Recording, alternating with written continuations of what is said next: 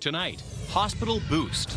An additional $10 million to support Waterloo Regional Health Network's planning for your proposed new hospital. How money announced today is shaping the plan. We will continue to work with urgency to build this new hospital for the region's new healthcare center. A big assist off the ice. If we aren't doing our part to develop them off the ice with some of these really critical life skills, then we're failing them in player development. The new Kitchener Rangers initiative that's taking a direct shot at a positive culture change. The unexpected guest. Looking for food sources, bird feeders, our garbage. Roaming around near homes in Erin. We did have officers respond. The message about this black bear's summertime stroll.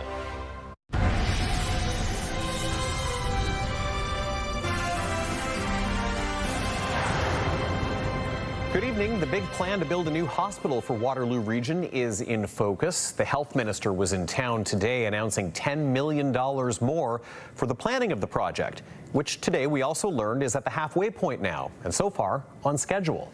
CTV's Jeff Pickle joins us with the very latest. And Jeff, we should note there was also an update today on the region's existing hospitals. Well, Tony, we know the new hospital will be the main site taking over acute care and surgery. The Chicopee site, formerly known as Freeport, and the Midtown site, formerly Grand River Hospital, will have major roles once the new hospital is ready. But St. Mary's Hospital will be shut down once the new hospital comes online.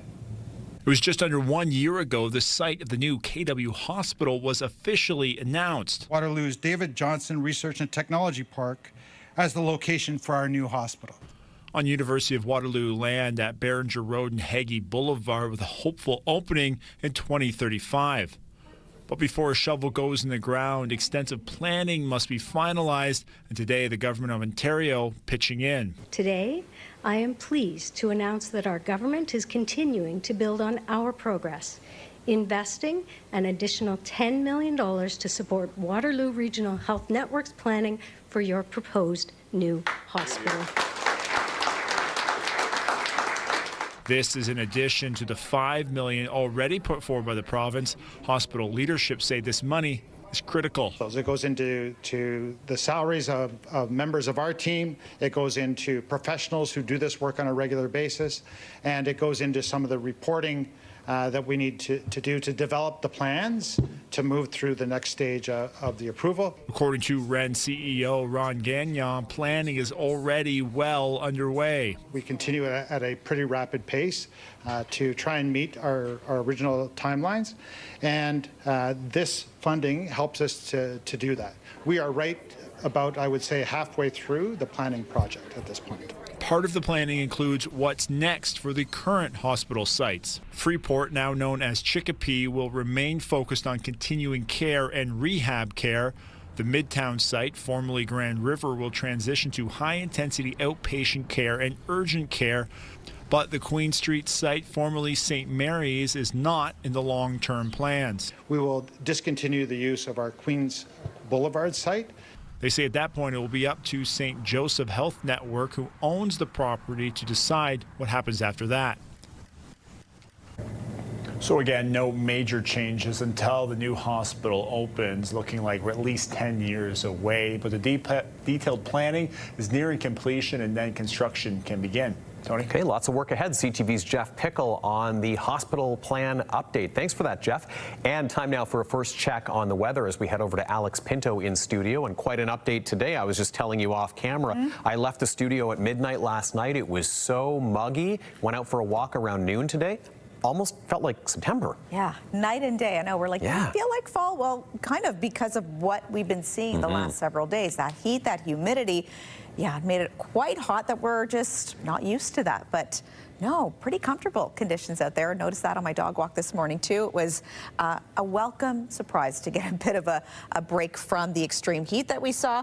But starting with our satellite and radar this evening, mainly just a bit of cloud cover for us here in Kitchener-Waterloo. Yesterday around this time, we actually saw a sea of green.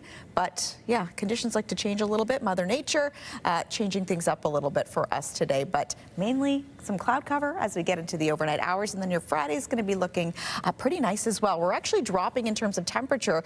We were at 20 not too long ago. 19 it is here in Kitchener-Waterloo. Even slightly cooler. 15 it is right now in Wyerton. 17 in Mount Forest.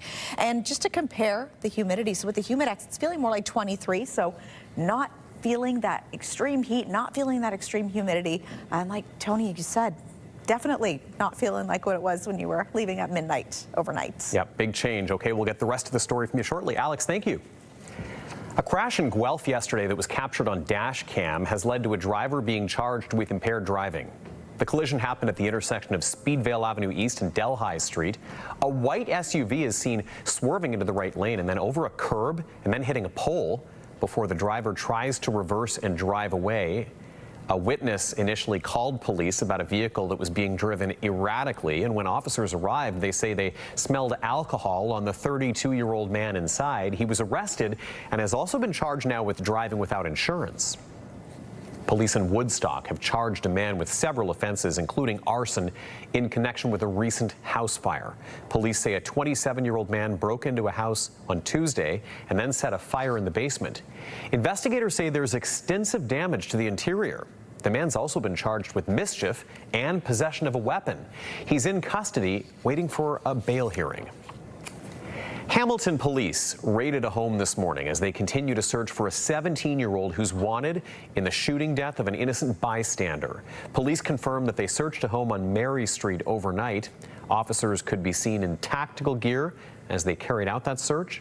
No arrests made, though, and police say they are still looking for Mikhail Lavoie. Police obtained permission to identify Lavoie, even though he is under 18. Investigators say he met 3 people in downtown Hamilton last Friday whom they say appear to have been the intended targets. He then allegedly opened fire, striking one of them, and police say an innocent bystander, 26-year-old Belinda Sarkoty, was killed in that shooting.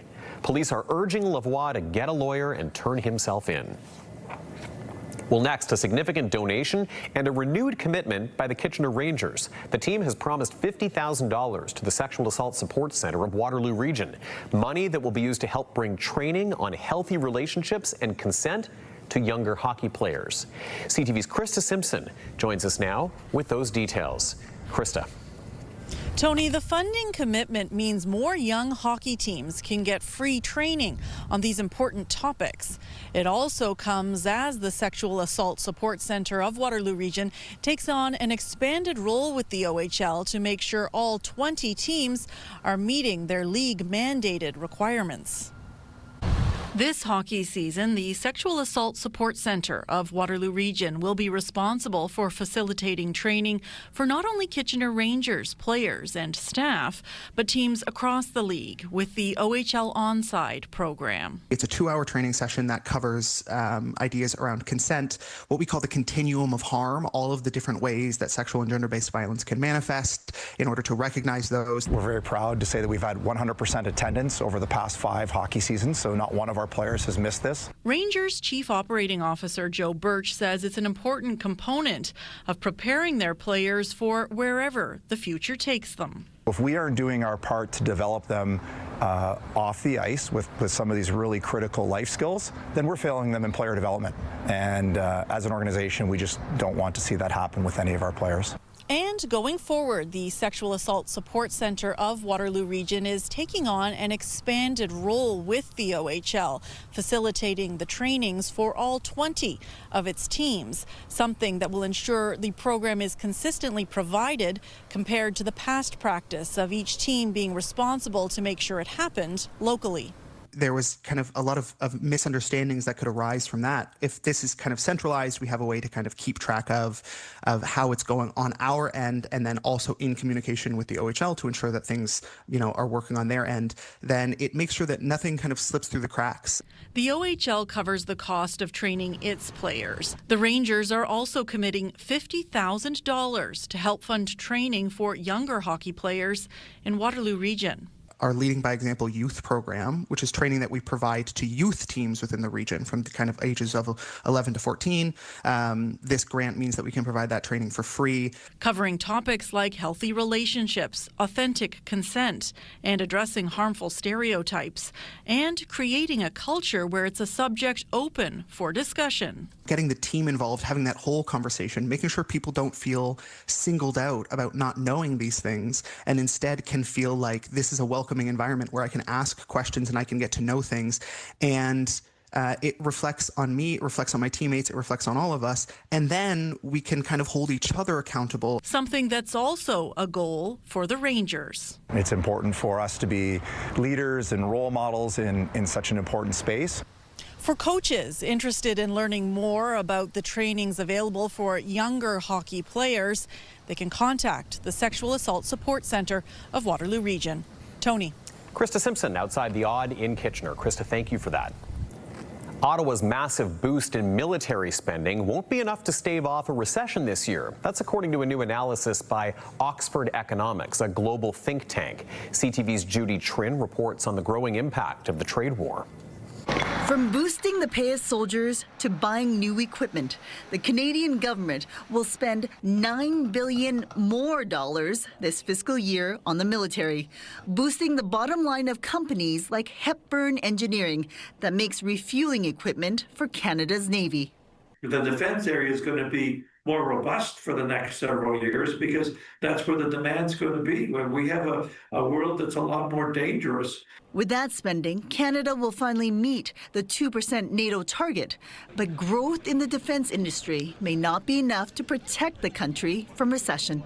Defense spending will help to offset some additional further negative impacts, but we do think the Canadian economy is already in a recession, and it will really take an early resolution of the trade war to get us out of that. Oxford Economics projects that Canada will be in a trade war until the end of 2025, and that 140,000 jobs could be lost. The impacts are already being felt in steel, aluminum, and auto industries.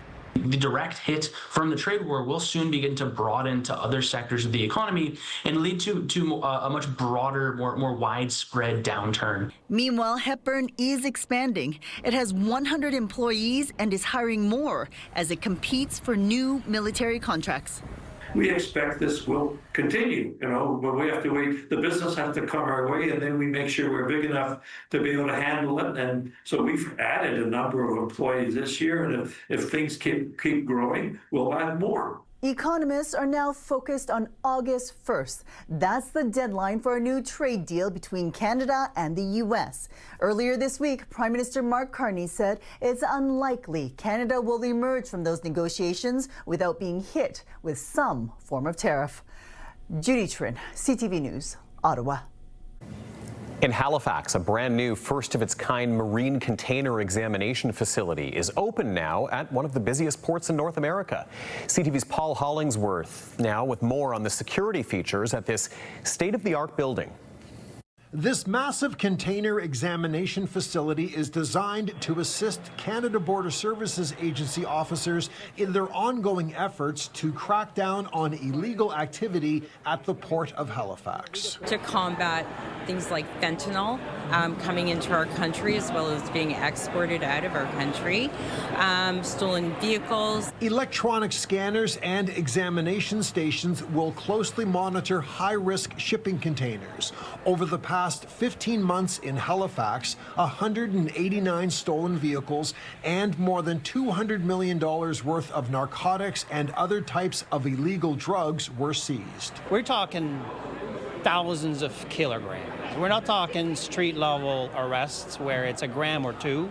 So seizing 4,000 kilograms of cocaine at a purity of 95% and up. This truck contains a scanner to examine all forms of suspicious cargo. It then takes a an x-ray of everything that's in the container. This facility features modern high-tech security equipment that is also mobile. It can be taken from here and used at both of Halifax's container terminals. The launch of this facility comes at a time when U.S. President Donald Trump has used illegal drugs entering his country to justify tariffs. We owe it to Canadians to make sure our borders are safe, more so than we owe it to the President of the United States, but we do have to be good neighbors as well. This building, named after the historic Africville Seasides hockey team, replaces the previous warehouse that was located in Dartmouth and required shipping containers to be transported several kilometers for inspection. Paul Hollingsworth, CTV News,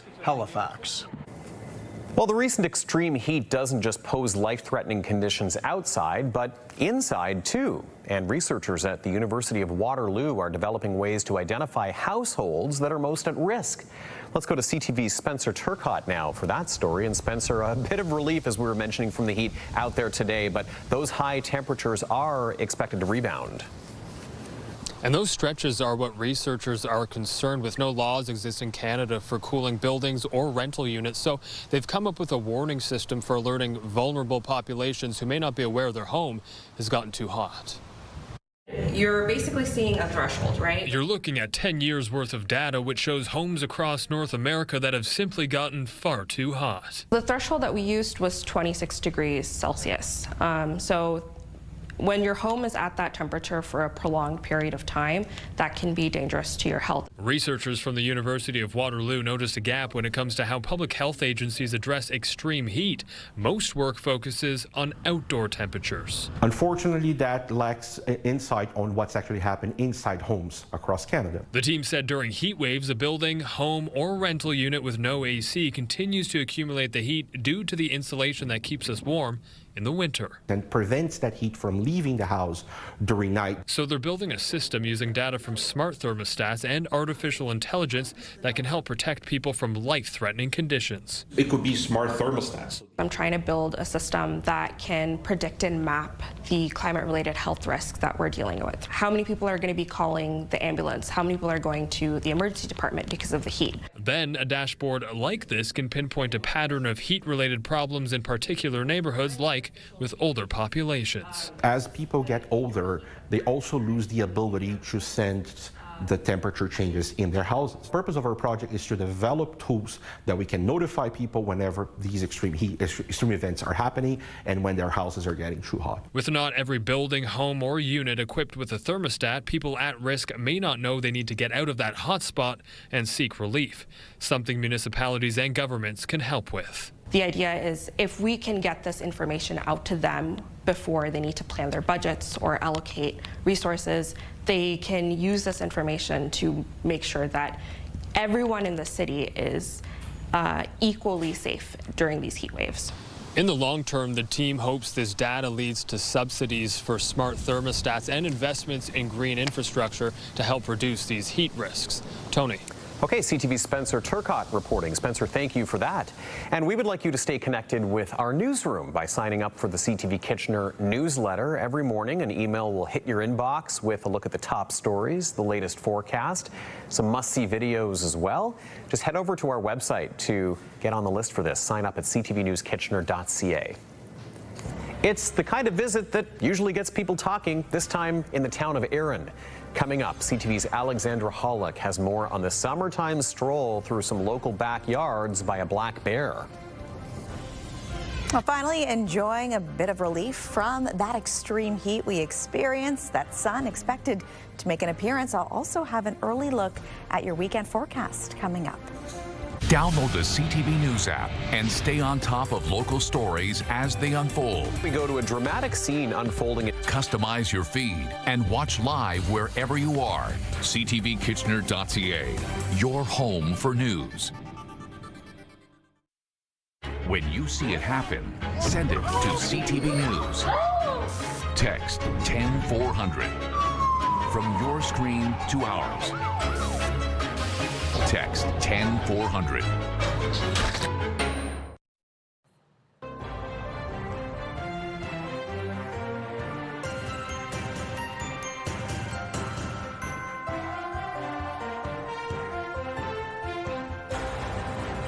A warning now that some images in this next story are graphic. An elderly Toronto woman is recovering after she says she was attacked by a dog in a downtown area. And as CTV's John Musselman tells us, police are now investigating. 80-year-old Natalia Santos is home recovering after she was viciously bitten by a dog yesterday. I said, "What's going on? Look at your dog who bites me." It happened just steps from her apartment near Dundas and Dufferin. Santos is a regular walker. She was crossing the street when the unleashed dog lunged at her arm in the intersection. The dog just suddenly attacked my mom's arm, grabbed it, she pulled away. I don't think she realized it was bleeding, but there were some bystanders in a vehicle who saw my mom continue to walk after the bite, and she was bleeding. Santos says the dog was with a man and a woman. This is a photo obtained by CTV News, which shows the dog in question. The bystanders called 911. Santos was taken to a hospital and stitches were needed to close the wound. She was also given a tetanus shot and she may need a preventative rabies shot. Santos and the people who helped her claim the dog owner just left the scene. Dogs are unpredictable. You don't know when they're going to strike. We have dogs. I've had two myself. They can be very friendly, and most of them are. But I think dogs need to be, or dog owners need to be accountable for their dogs. And they need to stay, if something does happen, they need to stay on scene. Toronto Police and Animal Control confirm this is an active investigation, and they are looking to locate the dog and the owner. Santos says she has never seen the dog before on her regular walks in the neighborhood. To be careful and always put the leash on a dog, no matter if they are good or not. Because that lady told me, he's very good, he never did that, but he did it. The family is just worried the same dog could lunge at a child, and that's why they're speaking out. John Musselman, CTV News. An unexpected guest paid a visit to the town of Erin last night. Police say a small black bear made its way through a couple of backyards near Pine Ridge Road. CTV's Alexandra Hollick has details. A small black bear dropped into the town of Erin looking for a late-night snack. Wellington County OPP says it happened around 9 p.m. Wednesday near Pine Ridge Road. We did have officers respond, and the bear was no longer in the area that was cited. Police say no injuries or attacks were reported. However, there was some minor damage to some bird feeders. It's not clear which direction the bear came from, but wildlife control experts say a sighting is not uncommon. Kind of in the dog days of summer, and bears are looking to put on weight because they know hibernation winter is coming, so they want to eat as much as possible. And as food sources dwindle, bears and other wildlife make their way into town. Looking for food sources, bird feeders, or garbage, or any other fruits or vegetables they may find within the city limits. While people and pets aren't typically on the menu, there are risks of attacks. If they're cornered, they could cause harm to either, for example, a dog or a person. That's why officials are urging people to take precautions. Ensure that their pets are kept on leashes or kept far away. Putting garbage out first thing in the morning. You don't want to be putting garbage out the night before because that's when animals are out foraging for food. As for the surprise guest, it's not clear where the black bear went next. But anyone who sees a bear is urged to contact the province's Bearwise line or police in case of an emergency. Alexandra Hollick, CTV News, Erin. A hospice center in Waterloo Region is marking 25 years of providing end-of-life care. Lizard and Innisfree Hospice has two sites. Lizard in Cambridge is marking 25 years, Innisfree in Kitchener, 10 years. With a growing and aging population, the need continues to rise. Their programs and services are free, and more than 160 volunteers are involved to make sure everything runs smoothly. This afternoon, a thank you to all of those who give back. We'll have some of our representatives, our MPPs here to deliver some certificates and some words to the community, and really just to say thank you. Our population is growing in the Waterloo region, and more beds will be needed for hospice. And of course, you know, the government is aware that more beds are needed, and that's something that they're working on. And so hopefully we will see an increase in the beds in the next 10 years to support our growing population. The hospice has 10 beds in Kitchener and 6 in Cambridge. All right, let's take a live look outside now. In downtown Galt is where we're looking tonight, and something's going on there tonight called the Get Into Galt Summer Crawl. Expanded patios, some live music, some pop-up markets, all of it happening in Galt. Looks like the weather is holding off, and we're getting a reprieve from that humidity as well. Alex is back in just a couple of moments to update us on the forecast. Also ahead, getting a taste of university life in Guelph. We're going to hear from students who are in town from across the country for a first-hand look at life after high school. But next, do e-bikes and e-scooters belong on all of our shared paths? A new call for clearer rules to cut down hazards.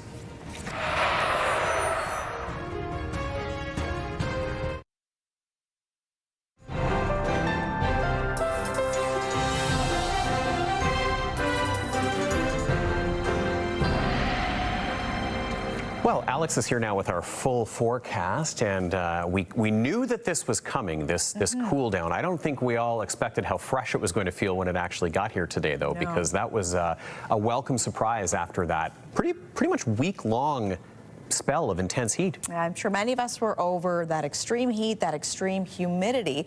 And like you said before, it almost kind of felt like it was September when we first stepped out. Eerily like September. And I was like, I don't know if I'm ready to think about fall yet, but I was ready for a break. And I know a lot of people were. Absolutely. And so much needed relief from the heat. So hopefully if you were outside today, you had a chance to enjoy it.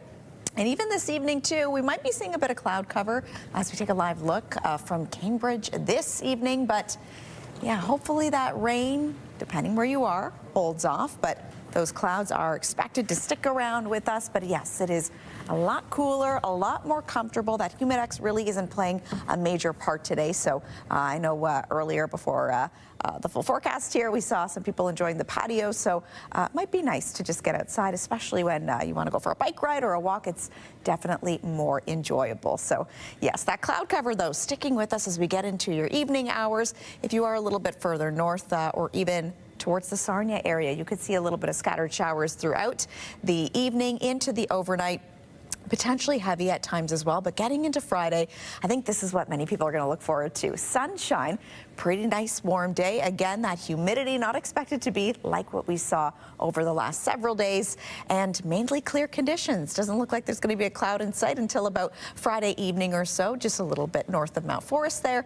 Getting into your Saturday, though, that's when we could see a slight chance for a bit of active weather throughout that evening there. So 19 degrees it is right now in Kitchener-Waterloo. Not sure the last time it was 19 here locally. A little bit cooler by the water, 22 in the city of Toronto, 21 in Hamilton. And just to compare with that humidex, it is feeling more like 23. So not feeling like we're in the 30s, not feeling like we're in the 40s. Again, something that we did see and we're getting quite used to over that heat event. So expected high 27. We have not hit that. I don't think we're going to be hitting that, especially since the temperature has been going down.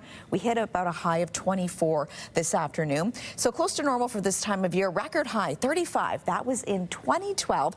And then on this day in 2014, we saw a record low of 6.5 degrees. So that sunset, I don't know, many people are going to be too happy. If you've noticed, maybe the evening's getting a tad shorter in terms of that sunlight, but it is now in the 8 o'clock hour. 8:59 p.m. is when your sun is setting. But hey, we still have plenty of summer and summer evenings to enjoy. So overnight, 13 degrees expected, cloudy with some fog patches expected to stick with us as we get into those overnight hours. But then tomorrow, 23 degrees, sunny conditions expected. It should be a pretty beautiful day to get outside and enjoy. So good news if some of you are going to be taking maybe a bit of a long weekend or might be by the water. Chance of showers, we mentioned, for your Saturday. Some cloud cover expected as well. Similar conditions as we get into your Sunday as well for Waterloo Region. Lambton, Kenton, Essex, mainly sunny conditions for your Friday before a little bit of wet weather could roll in for your weekend. So if you do have some outdoor plans, maybe plan accordingly. Keep that umbrella nearby just in case you see a shower or two. For Southern Georgian Bay, sunny sky for your Friday. So hopefully some of you will be enjoying it by the water. Expected high of 22 degrees before we could see, again, some more wet weather potentially rolling in. And here is tonight's Weather Watcher shot. This one sent to us by Haley from Wellesley. A couple of beautiful swans enjoying a very peaceful day on the water. I loved this shot. It was just so scenic, so serene. You got, you know, that sun peeking through the clouds just a little bit, but I don't know, those swans seem pretty happy to me. Yeah, they look pretty chill. It's kind of like a moment of calm in the heat wave, right? In the busy summer season, a nice moment to just collect your thoughts. And that's okay. We've got to take a moment to just really take it in. And hey, if, you know, it was a hot one for the swans too, being by the water is, I think, where they wanted to be. That's the place. All right, thanks, Alex. Thank you. E-bikes and e-scooters are changing how people get around, no question about it, but not everyone thinks they belong on shared pathways. Now a new report's calling for clearer rules, and as CTV's Dave Charbonneau reports, some cyclists say the danger is growing. Joan Grant is a former public health nurse and an avid cyclist. She says what's happening on multi-use pathways is putting people at risk. It's an accident waiting to happen. Grant says electric scooters and e-bikes are just too fast for certain pathways. People that are using this now as a racetrack, we need to rethink how we're doing our paths and who's on it, and make sure that people know the rules of the road, and they don't. A new report by CAA and the Traffic Injury Research Foundation finds the rules around e-bikes and e-scooters are not consistent across the country. What that means is that there's different rules and bylaws and regulations, and people really need to be familiar with them. That means, you know, where can you drive them? What sort of traffic rules should you be following? Do you need a helmet? That sort of thing. In Ottawa, you can't ride e-scooters on the sidewalk or NCC pathways, and the speed limit is capped at 20 kilometers an hour. But officials say the regulations are easier to enforce for rental scooters than privately owned devices. It's really challenging for the private owners of scooters. We see them all the time racing up and down, going well above what we govern ours at 20 kilometers an hour. And certainly I think the province should look into this. I know that they're looking into it after speaking to the Minister of Transportation. And I feel this is something that will become more of a issue. Ottawa Councillor Tim Tierney says he's hearing from residents who want stricter province-wide regulations for all e-scooters and e-bikes, which is something those using the city's multi-use pathways support. If they go more than 20, I wouldn't want them there. No, I definitely don't think anything should be over 20 on this. When it comes to e-scooter whizzing past you or one of those unicycle things, they don't need to be on the pathway. I think it's just too much. Dave Charbonneau, CTV News. Two lines of work that involve sacrifice and that can take a toll on mental health. Coming up, CTV's Scott Miller on the police officer and military veteran who've teamed up to walk across Huron County with an important message.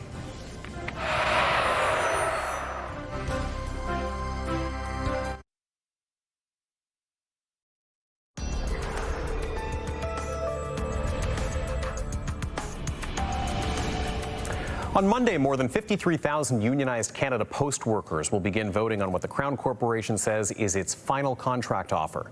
The deal includes a wage hike of more than 13% over 4 years, but would also see part-time jobs added for weekend parcel delivery service. That is something the Canadian Union of Postal Workers has pushed back against, while Canada Post says the changes are necessary for its struggling business. The union has urged members to reject the deal. Toronto Local Cup W President Mark Lubinsky says the deal is bad for workers. Their postal worker job will never be the same. Canada Post has their agenda. Their agenda is not a postal worker agenda. Their agenda is, we're not even sure what it is, because they seem to be in a spiral in losing money, and they're not offering any real solutions for the workers or even for Canada Post itself as a business. And that vote, which will be run by the Canada Industrial Relations Board, wraps up August 1st. Time to recap our top stories. CTV's Leanne Evans in studio with us. Leanne, the health minister in town today announcing $10 million more for the planning of the region's new hospital. Right, Tony. So the province will contribute $10 million more to assist with the project. That's in addition to the previous $5 billion already committed. We're also learning the planning is at the halfway point and so far on schedule. The new hospital will be the main site, taking over acute care and surgery. St. Mary's Hospital will be shut down once the new hospital comes online. That is planned for 2035. The Kitchener Rangers have committed $50,000 to the Sexual Assault Support Centre of Waterloo Region. That will be used to help expand training on consent and healthy relationships to younger hockey players. The money will go to offering free trainings to youth teams and a program geared to males aged 11 to 14. And look at what our digital team is working on earlier today, something people will find on the website. You and Alex were actually out at the food bank, and we've got that video up now. What was going on over there? Yeah, so we were speaking about food insecurity, of course, how the Food Bank of Waterloo Region is helping fight food insecurity in our community, the latest campaign they're working on this summer, the need for volunteers, and how you can get involved as well. Alex and I even had a little friendly competition, taking part in some of that volunteering.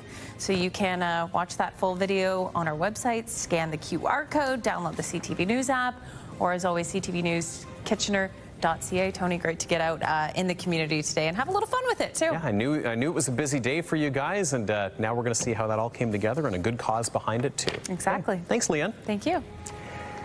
An OPP officer has teamed up with a military veteran to raise awareness for the mental health struggles faced by people in their lines of work. With more on their campaign, Hitting the Road in Huron County, and the impact they hope to make, here's CTV's Scott Miller. Chris Fedorko used to patrol the roads of Huron County as an OPP officer, but everything changed 6 years ago. 2019, I was involved in a traumatic incident.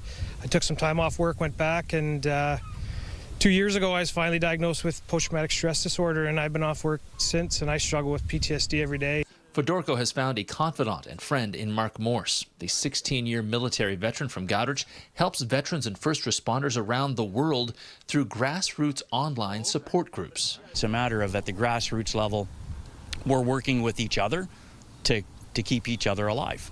But sometimes it doesn't work. Morse says 22 military veterans die by suicide every single day. 51 OPP officers have died by suicide, and 36% of all first responders, like police, firefighters, and paramedics, will develop PTSD and be unable to work because of it. They do debriefs every now and then, but, you know, the support needs to be increased for us, and it just needs to be better handled, and then we'll have less suicides and less people struggling and less people off work. On August 30th, Morse and Fedorko will carry 66-pound army packs on their backs 66 kilometers from Goderich to Ipperwash to raise awareness of the struggles facing military veterans and first responders, and money for Can Praxis, a Canadian equine therapy program that works specifically with those struggling on the front lines. Every day, your first responders, police, veterans, we see things that are unbelievable, and it builds on us. The first ever Morse Memorial March is also in honor of Morse's cousin, a veteran who lost his battle with PTSD in 2016. Now, neither Morse or Fedorko set out to be the spokespeople for first responders' mental health, but I say someone has to step forward and talk about it, because the old keeping a stiff upper lip just isn't cutting it anymore. You know, we've always got to be strong, all that. Push comes to shove, we're human beings. I think people should know that people struggle, because if nobody knows I'm struggling, nobody can help me deal with what I'm dealing with. In Huron County, Scott Miller, CTV News. The cat known as Biggie Smalls is a little smaller these days. Coming up, a new chapter for the Ottawa feline that went viral and how it could help more animals.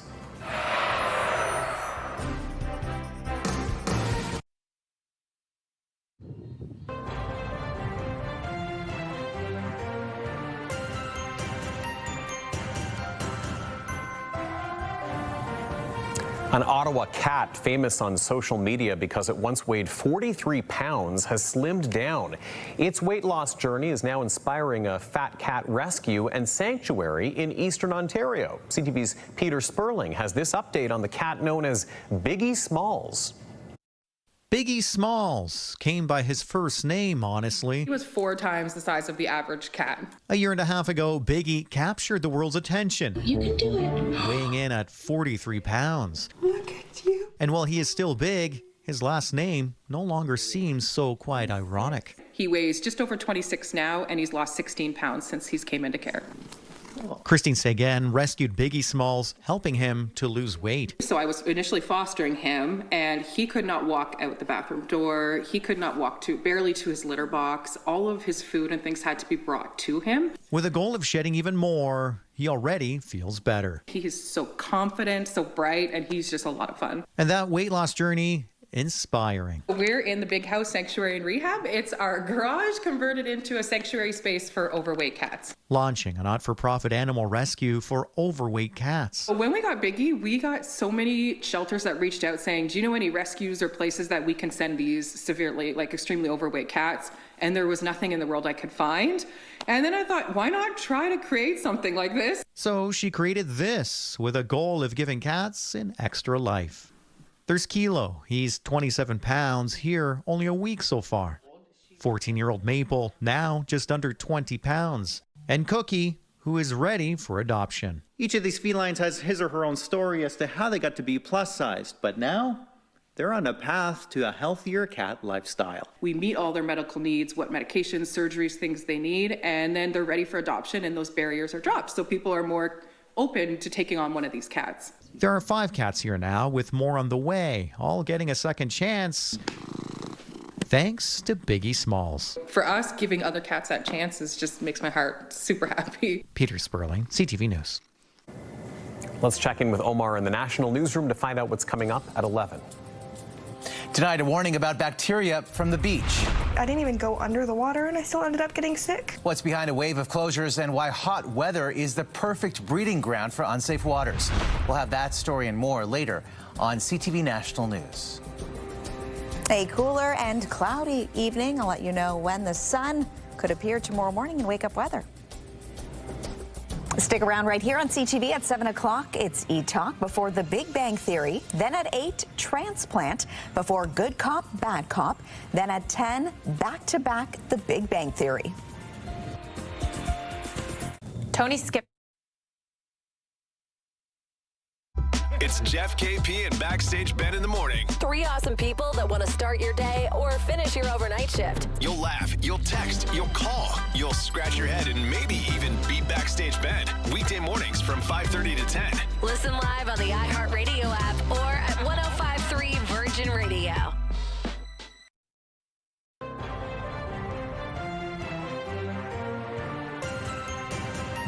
All right, let's check in with Leanne one more time before we wrap things up for a look at what we're following this evening. Leanne? Well, Tony, the latest case of West Nile virus has been found in a dead crow in Guelph.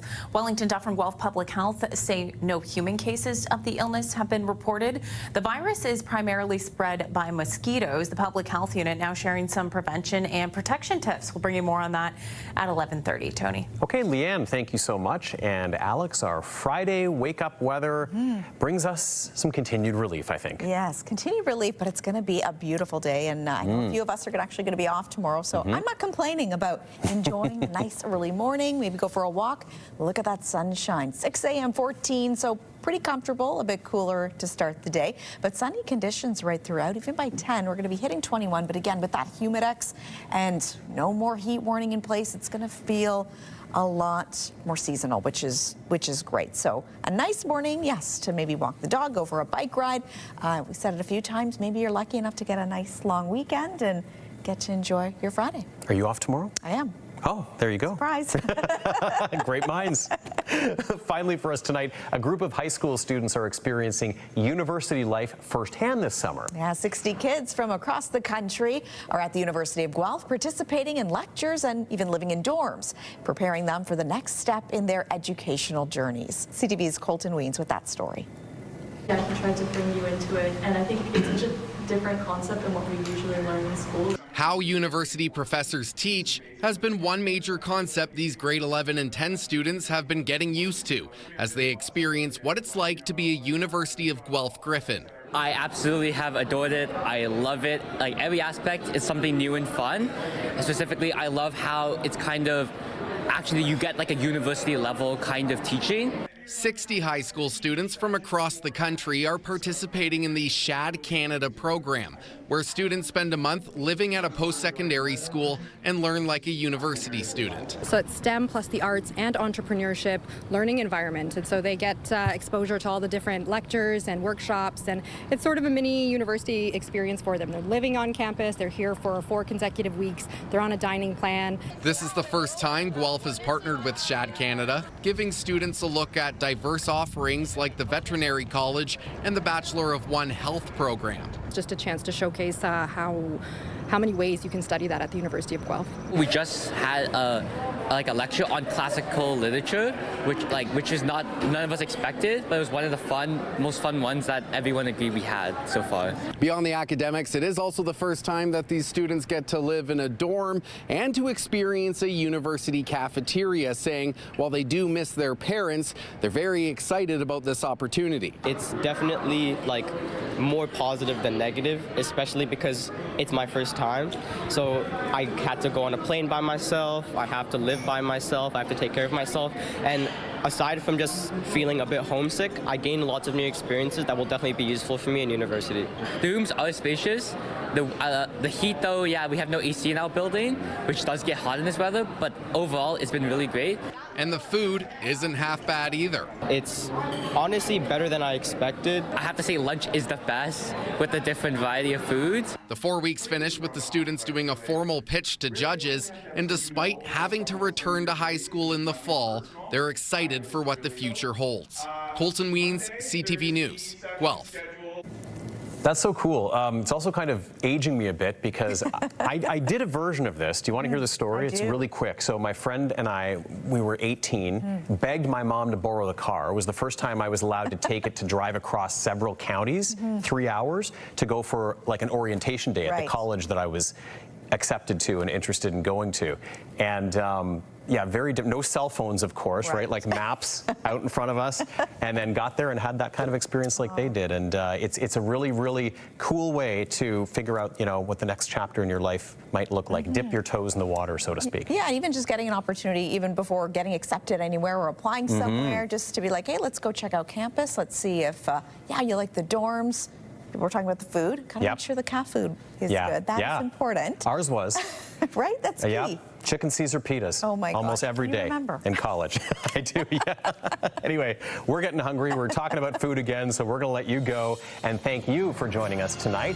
And we're going to be back here tonight with your next local news at 11:30. Of course, that's right after the CTV National News. On behalf of us, have a great weekend. We will see you back here again on Monday. Good night. Take care.